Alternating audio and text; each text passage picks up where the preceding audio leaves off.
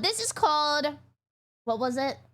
Shark Tank is worse than you thought. The first time I saw this, I thought it said Shark Tank is more woke than you thought. And I was like, how the hell did woke hit Shark Tank? But let's see what happens. Massive deals. You got a contract in place. I will offer you right now $3 million for the entire company. 3 million? If you had a great idea, would you sell for 3 million? Like, you have to think, now that I've been on this show and I've had advertisement, do I think I can make the 3 million? I don't know, because sometimes they be bringing on products that I think could make real money. Wow. They just needed exposure. Mark, are you allergic to positive, negative ion stuff? No, I'm allergic to scams. Damn! This is not new. It's been disproven. It's a joke. It's a scam.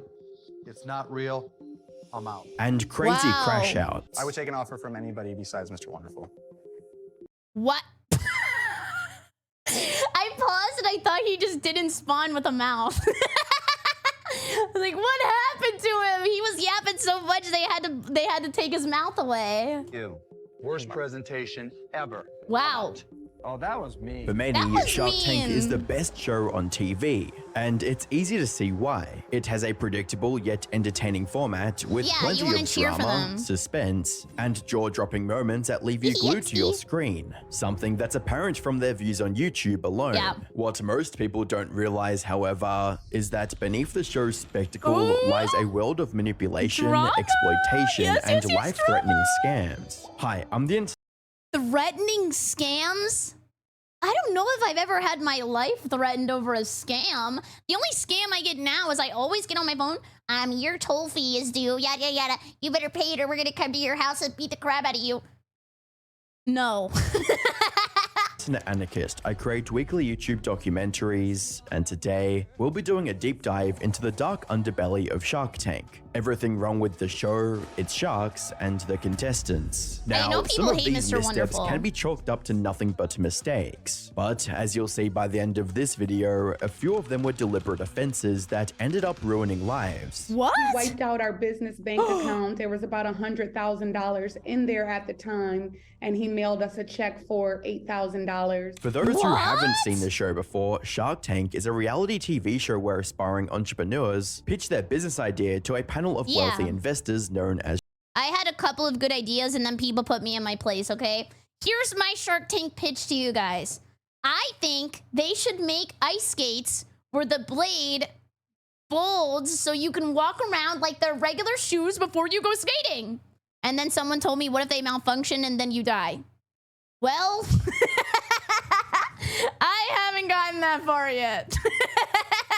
The sharks, in hopes of securing a life-changing deal. The show first premiered in 2009 as the American adaptation of the Japanese show Tigers of Money. Oh, wait, this isn't an original idea? The same Japanese show inspired the UK's Dragon's Den as well.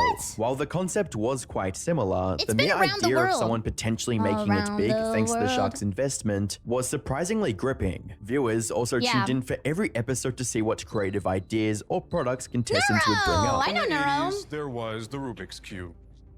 Now introducing the toy of the future. They just use like the Men in Black thing to erase your memory. And that's it. Have a good day, everybody. Zip string! What? The American version also... Okay, I'm gonna be honest. I'm not a hater, but there's no way that is fun. What is a zip string, man? I could just go get a string and go... in my free time! To cut down the hours of boring business negotiations into a more fast-paced, high-stakes back and forth between the sharks and the entrepreneurs. Yeah, who up zipping a string right now? Gain mass appeal, making it more and more popular with each new season. However, despite its immense popularity, the show has some glaring flaws that are impossible to overlook. For starters, the sharks aren't nearly as shrewd as they claim to be. Sure, they have the business know-how to sometimes land massively successful deals, like the Scrub Daddy. Oh, I do! I have a Scrub Daddy. Chat, do you have a Scrub Daddy? They also make Scrub Mommies, and then they also have, like, Scrub Animals during the week. And, yeah, I mean, the last time I had seen a scrub that good was in my League of Legends match. Take the scrub daddy, and you're gonna see it's just gonna attack right into that burned on mess, scrubbing it right off.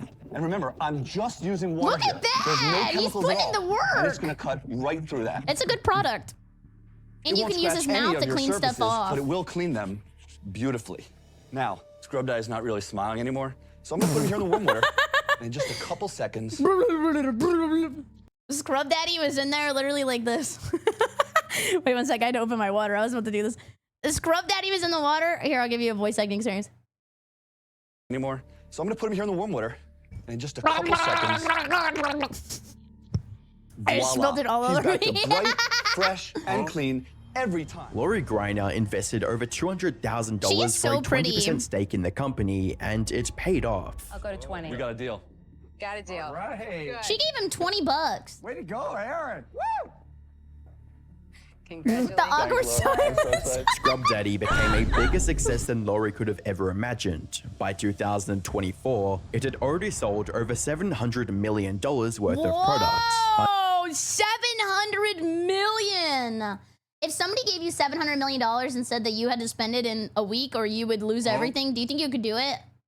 I think I could. I would buy like maybe a cool car that could fly or land, or maybe I would get a DDR machine. It's my dream to have a DDR machine in my house. Unfortunately, for a show about experienced rich business people Where I could buy making 12 smart league skins. investments, Scrub Daddy is a rare exception rather than the rule. Yeah, there he are the odd killed it. successes here and there, It was the but so many khakis. more investments crumble the moment the publicity from a shark Okay, we'll be for real. successes here and there, Let's but so let's many assess more why they failed, okay? investments crumble the moment Sweet balls. Was there a better name? There has to be a better name than Sweet Balls. That was probably their first failure. the publicity from a Shark Tank appearance fades away. However, even more frustrating than the failed deals are the ones that all the sharks rejected, only for those companies to explode Ooh, in that's a Johnny popularity and Joestar prove lipstick. them all wrong. Like the Lip Bar, a company selling colorful and bright lipsticks. During their pitch, none of the There's an sharks eyebrow showed bar. any interest in the company, assuming that it would not succeed. Kevin O'Leary even went as Yeah, you know what? You guys did change my mind. I think Sweet Balls is a good name. far as calling one of the founders cockroaches for what he thought was a terrible idea. You can't get share. If anybody thought you could sell purple or green lipstick, they do it. They already have the Ask shelf a space. They Rocky, just add ask a another Rocky. color. And they would crush you like the colorful cockroaches you are. You only have so many minutes on Earth. Don't waste them trying to sell lipstick. I'm out. While Kevin Okay. couldn't have been more wrong. Not only is the lip bar still in operation with millions of units sold since their That's the way to do it, though. Prove them wrong, right? Like, prove your haters wrong. Just go out there and try your best. And look at that. He can't argue with that. That's success right there. inception, other investors saw the potential that the sharks over Dang! Whoever made that advertisement is actually so good. Shark Tank told me to quit. 10 years and 2 million units sold. Thanks to Durant. Holy crap! Give that guy a raise. That was awesome. overlooked, allowing the company to raise a grand total of nearly $16 million in funding. Wow. However, the lip bar and every other missed opportunity pales in comparison to arguably the biggest fumble in Shark Tank history. Was it the Ring doorbell? That's the only one I know. Back in yeah. 2013, a company named Doorbot received its chance to shine on Shark Tank. The founder This is a good idea because the minute you see somebody trying to sell you something, you can just like scream really loud and then maybe they'll leave. You know who to avoid, okay? spent the last $20,000 in his pocket to prepare an elaborate set for his pitch on the show. That's a More good set. importantly, the product he was offering also seems like quite the innovation. It Yeah. was one of the first Great smart idea. doorbells in the world, allowing people to easily see who was at the door before opening it. Introducing the Doorbot, the first ever video doorbell built for the smart. He's kind of cute. I don't know the design. He's like, Hello, I am Doorbot. If you are trying to sell me something, please turn back now. he's so cute. With Doorbot, you can see and speak with visitors from anywhere. Jamie, the Doorbot's creator, was quite confident in his product and Yeah. came in with the mindset of getting a deal. However, this confidence faded away quickly when the sharks failed to see the potential in his company and started dropping out like flies. Wait, they called him broke? I just don't think it's for me. I'm out. But you're pricing out $199. That price point is going to start dropping quickly as your volumes go up. For that reason, that happened. What? Do that. This company, instead of being worth $7 million, should be worth 80 million, 90 million. Yeah. I just don't see that progression. And for that reason, I'm out. And guess what? Prove them wrong. Prove them wrong. You know, every time they ring a doorbell at a friend's house, they go, damn it. If Jamie had listened to the sharks, he would have believed his product was worthless and abandoned the idea altogether. But he trusted his vision and kept pushing forward, rebranding the company to Ring along the way. Then, in 2018, something happened that none of the sharks saw coming. Ring was acquired by Amazon for a whopping $1 billion. They paid $1 billion for the Ring camera? Oh my God. If you have investors and you get bought out, do you have to pay out your investors or do they stay like with the product? I'm actually curious about that. I don't know. Ring also went on to become the reason for over 20% of American homes having a video doorbell in 2023, compared to just 4% in 2017. Put simply, Ring became a bigger success than any of the sharks ever gave it credit for. As a comment on YouTube, he's giving him like a fever dream edit.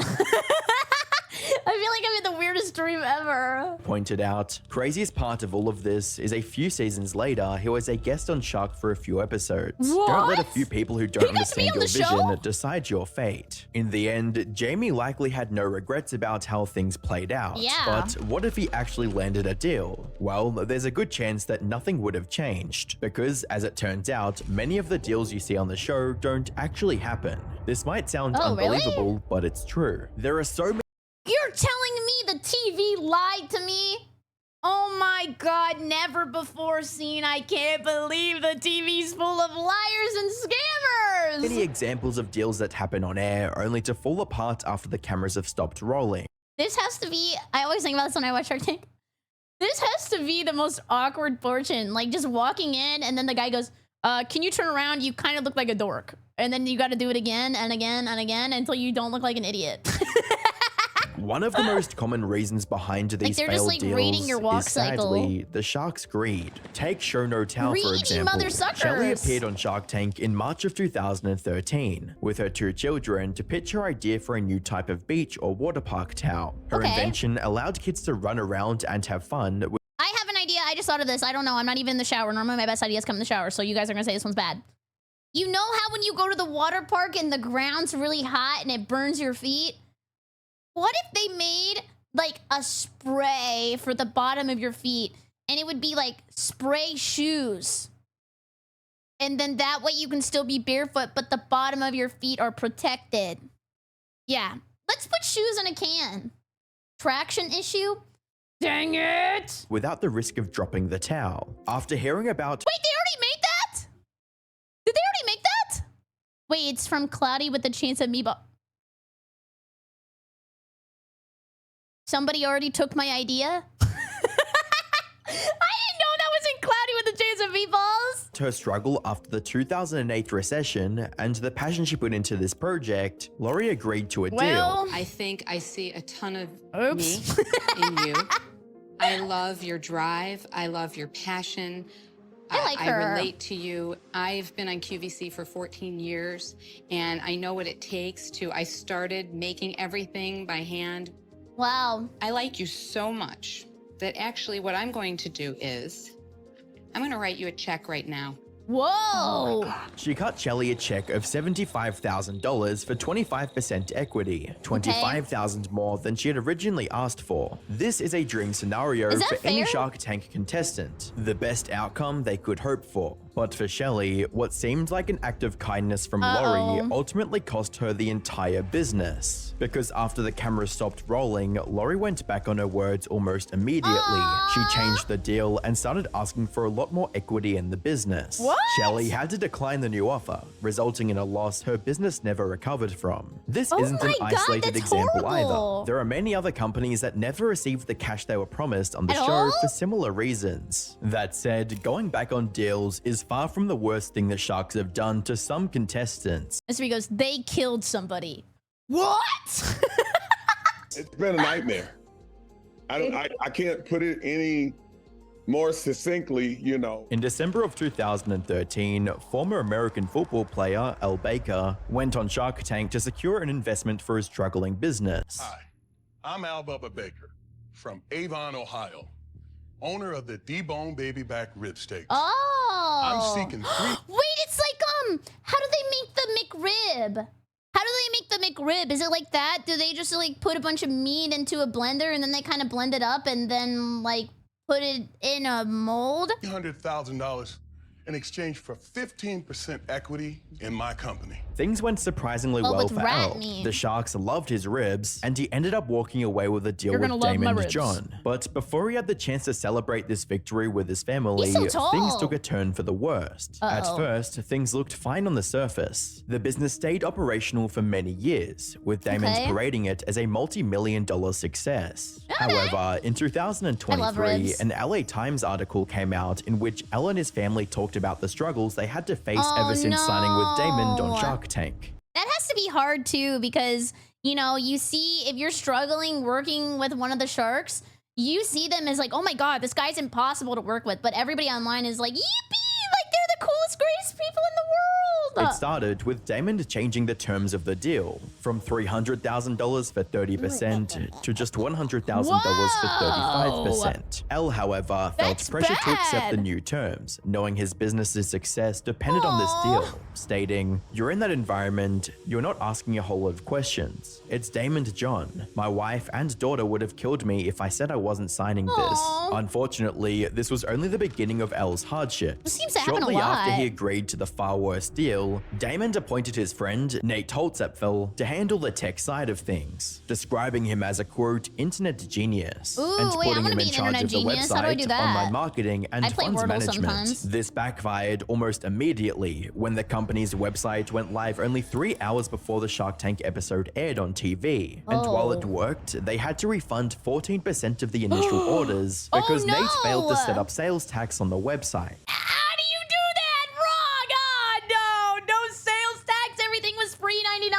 However, this was nothing compared to his second transgression. You see, Damon's left Nate in charge of the accounting, but when L and his wife asked for financial reports of their business, guys, we should have known that this was gonna happen when he was a internet genius. We all know there's no geniuses on the internet. He didn't comply one bit. When they complained to Damon about this, he shrugged them off completely, stating, "I'm not asking you to kiss him, you know, this is business." They eventually managed to push Nate out of the company, only to end up getting screwed over even worse. But once we were able to finally have Nate removed from our business, he wiped out our business bank account. There was about $100,000 in there at the time, and he mailed us a check for $8,000. And we requested information on that, a breakdown of where the funds went, and we never received it. As for Damon, he refused to take any responsibility for what was basically robbery, claiming that Nate, quote, deserved it. In the meantime, deserved it? Holy! Damon also kept presenting L. Bubba Baker as his biggest deal ever with over $16 million in sales. And then he's However, bragging? L claims that his family only received 4% of that $16 million. They also 4%, that's it? Those are his ribs, mother sucker. Received just $2,900 net profit from a $5.8 million deal with Hardee's. They were clearly getting ripped off by Damon. The Baker family still tried to figure things out peacefully, only to get slapped in the face with a lawsuit. We're thinking to ourselves, hey, Damon, aren't you concerned with where the profits went from the $5.8 million deal? So we're thinking he's gonna align with us to try to figure out where the money went, like just a breakdown of where this money went from $5.8 million. Instead, Damon John band together with the co-packer, Rastelli Foods, to file a lawsuit against us because they wanted to move forward with a Subway deal. They eventually came to a settlement with Damon, which forced them to sign a confidentiality agreement. Put simply, they can't tell anyone about what Damon did to their business. However, the legal fees from this lawsuit made the Baker family. I think it makes me sad when stuff like this happens because, you know, he seems like a really nice guy and he seems like a normal guy. Does that make sense? But sometimes in the business world, it's so cutthroat, man. Like, the minute you speak up, NDA! Like, it's just like everything just crumbles down. And the people he's working with know how to use the system to their advantage. Lose their home, restaurant, and even their food truck. Oh Left my with no other option, the Bakers decided to break this confidentiality agreement and come out with everything. Their story quickly gained steam as fans of the show were horrified by Damon's treatment of a lovely entrepreneurial family, with one person writing, "I got teary-eyed listening to Bubba Baker's story.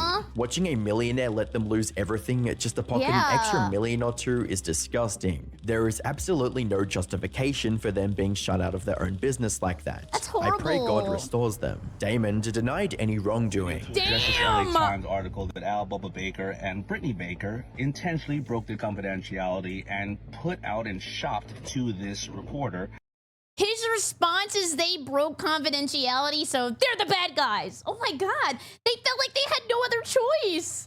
And at best, it's not true, and that's me being kind. Now, the reason I'm doing this is because I want you to always stand up for yourself, no matter what position you get in life, just like I am. Like they're doing? Don't sit back and think, oh, the truth is going to set us free because I have the truth, but I'm under confidentiality, and I can't put the truth out there in detail. But public opinion also could potentially affect your family, your loved ones, the people that have worked on this project and invested in it. Damn, this sucks. He's also like a public speaker, so he's going to be a professional in Yap. This is like a very difficult boss. Your family's out there, and because of public opinion, these people now, after the LA Times article is out, they're online damn near harassing me at this point and putting up a lot of falsities, and I will not stand for that. I'm always going to stand up for myself. He even filed a restraining order against the family, forcing them to take down all past negative comments and preventing them from posting any more. Wait, you can do a restraining order on people's like online presence? If somebody says something mean about you, you can give them a restraining order digitally? Wow, I didn't know you could do that. Guys, you better be careful about what you say online about me, because I'm calling the cops. Something fans of the show did not You're like going to either, jail for a with long one time. commenter writing, "Damon is a child who can't admit he screwed over I poor dare Al. you." Fortunately, they did receive some settlement money for their troubles. But after everything Damon put them through, no amount of money could truly make up for the stress, losses, and betrayal they endured. That said, while this case went down as the worst scam by a shark, they themselves aren't immune to getting scammed either, as was the case with the Brethometer. In September of 2013, the sharks came face to face with Charles Yim and his revolutionary smartphone breathalyzer called the Brethometer. Let me show you how it works. That just seems kind of fun. Retract the audio jack, plug it into the smartphone, activate the app. Within a matter of seconds, you'll be able to know what your breath alcohol level is. I think because there were people at my job who had this, I think if you get pulled over for like drinking and driving, I don't know if it's too many times or maybe the first time, there was this guy at my work who had to blow into something in his car before the car started. Do they still do that?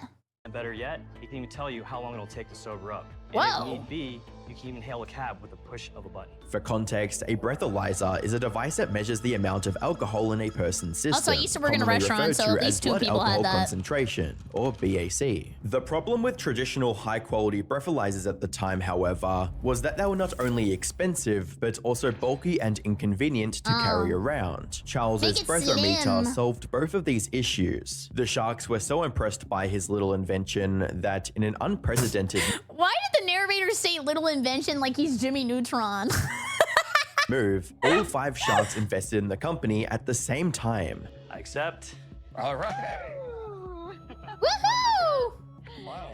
That's great. What they didn't know was that this would go down as one of the biggest mistakes in the show's history. As a comment on YouTube puts it, little did anyone know Charles was the real shark in that room. Long story short, Charles was lying through his teeth. His breathometer did not work as advertised. Inaccurate readings, a buggy app, and a device that barely worked. These issues were all over the barrage of negative customer reviews. As one user on Best Buy puts it, that's like a bad thing to mess with too, because you know some people probably bought that and they were using it as like the intended use to see if they could drive. This product sounds... But even then, I will always say this every time.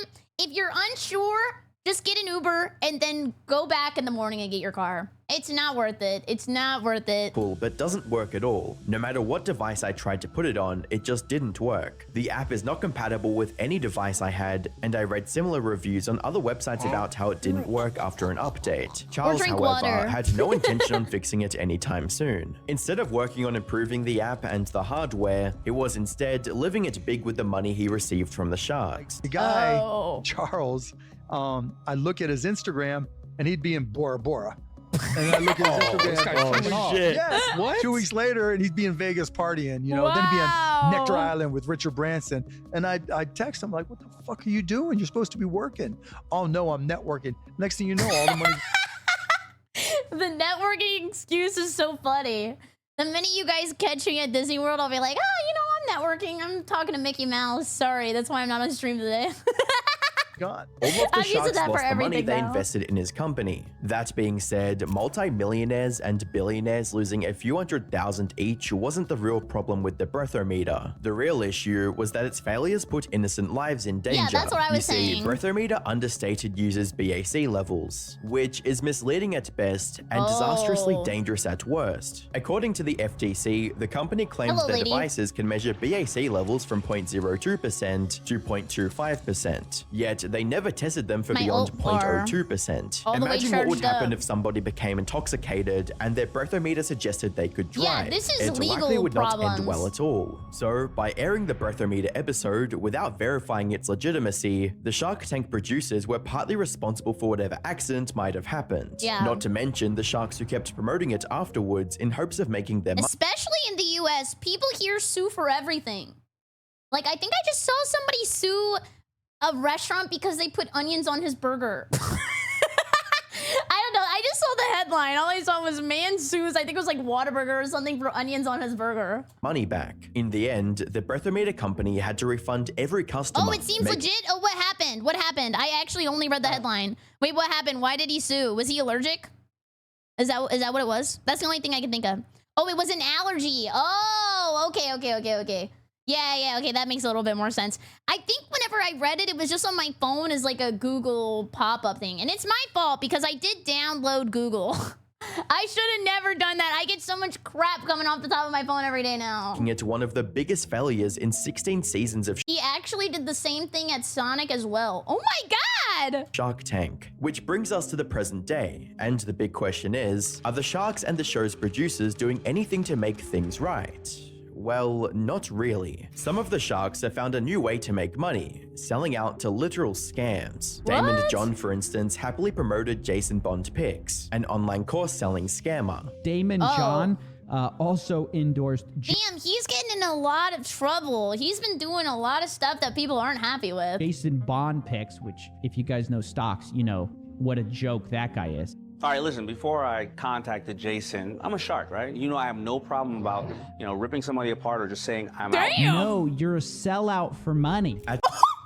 Holy crap, they're attacking him! At least with Damon, you can make the argument that he did vet Jason and found him completely legit. Even though there's no evidence for that being the case, it's still possible. Kevin O'Leary, on the other hand, is doing something Everybody even worse. hates him. He's recklessly endorsing any brand that comes his way without stopping to consider for a second whether he's promoting a scam, all for the low price of just $1,200. Is that Cameo? Wait, his Cameo is $1,200 and people... 265 people paid for that? Oh my God. Guys, I'll say anything for like 20 bucks. Holy crap, $1,200? I can't even tell you how many people lately I've seen do this. Where Money they get printer. Kevin O'Leary specifically. He's like the king of this. Of these fake shout-outs. Hi, Mr. Wonderful from Shark Tank here. Hi. Has sold nearly 1,000 different products on Amazon alone. Check out Sophie's book. Thank you for the kind words, Kevin. So they're using Cameo as endorsements? Oh my God. That could be really dangerous. Like, I could just have him say, hey, everybody, I totally endorse BerryCrepe. And then you click on my stream and I got my tatas out and I'm shaking them around. Like, you never know. Like, how can you just say I endorse this person without knowing what they're doing? There it is. You can pretend like the endorsement was all natural. Yeah. What? I paid for it. What do you mean? This is just what... Kevin O'Leary, me and Kevin O'Leary, we're just tight like this. We're just tight like this because he never says it's a sponsorship. He just says it's a shout out. So you can do what this lady's doing and put it in your YouTube ad. That's insane. Dude, he has sold out the soul of this show and just been like, hey. Spino, thank you. I appreciate it. You know, it stood for real people making real companies. Forget all that. I'll sell you a shout out for $1,200. You kidding me? Coffeezilla looked into this back in September of 2020, over 4 years ago, and Kevin is still doing the same thing. The only Oh my God, he raised it to $1,500. Was it that successful? All his time was being taken up every single day that he had to add $300 to it. Oh my God. Yeah, inflation hit Cameo like crazy, man. Oh my God. The only difference now is that it's upped his price to $1,500 That's what I just instead. said. As for the show itself, it's not doing much better either. The thing is, at its core, Shark Tank has always thrived on one simple yet powerful idea. Hardworking entrepreneurs getting what they deserve and going from rags to riches. This might be a bad take, but I remember in the very beginning of Shark Tank, I liked it because it felt like everybody who had like a small business had a chance to make it and they just needed investors, yada, yada, yada. And I was rooting for them. But now I feel like Shark Tank is more like I am already a big company and I am coming on here to advertise. And even if you say you're not going to give me money, that's fine because my mission is accomplished and everybody saw my product. It's the kind of feel-good story audiences love, but that magic is starting to fade. Instead of scrappy underdogs with groundbreaking ideas, I swear to God, this isn't pre-watched. I swear to God, I didn't watch this video. more and more new contestants are already well-connected, financially secure, Oh or God, outright it looks wealthy. rewatched. One of the most blatant examples of this was when Arnold Schwarzenegger's millionaire son and his already successful ex-wife appeared on the show and landed a deal. Hi, Sharks. I'm Maria Shriver, and this is my incredible son. And hi, Sharks. I'm Patrick Schwarzenegger, and obviously this is my amazing mother, but she's also my business partner. That's his mom? She's pretty. In our new venture, Mod. Yet, despite all of this, Shark Tank isn't going anywhere. Even with its flaws, the show is Also, you guys, I know I comment on how pretty women are all the time, but the other day, I typed in BerryCrepe onto Google to see if it would bring up my old YouTube channel or my new one. And the first result was BerryCrepe girlfriend. Guys, I just think women are beautiful, okay? I don't have a girlfriend. still widely popular as ever. Its base format is just a bit too entertaining to fail. Watching ambitious entrepreneurs pitch their ideas, whether brilliant or ridiculous, will always be captivating. It's also why even parody videos based on the show rack up millions of views. Wow. People love the concept despite knowing it's flawed. And I wanted to listen to the conclusion of this video and see how he wrapped it all together, but I got hooked to a girl staring at me. It feels like she's threatening me. unless something truly catastrophic happens, Shark Tank will keep going strong. Even then, if one of the sharks faces a major scandal, they're easily replaceable. He's So just as long as staring. there are businesses to pitch and deals to be made, the show will always find its way to stay afloat. Well, that was really interesting. Guys, did your opinion on Shark Tank change a little bit? Mine did a little, but more about like the barbecue ribs guy. I feel really bad for him. He just seemed like he wanted to, you know, grow his business. He seemed like he had good intentions, seemed like a normal dude, and then just like, wow. I already knew it was a scam. I didn't know anything about all of this. Like, literally nothing. I had no idea. Wow. And that was a good video. Interesting.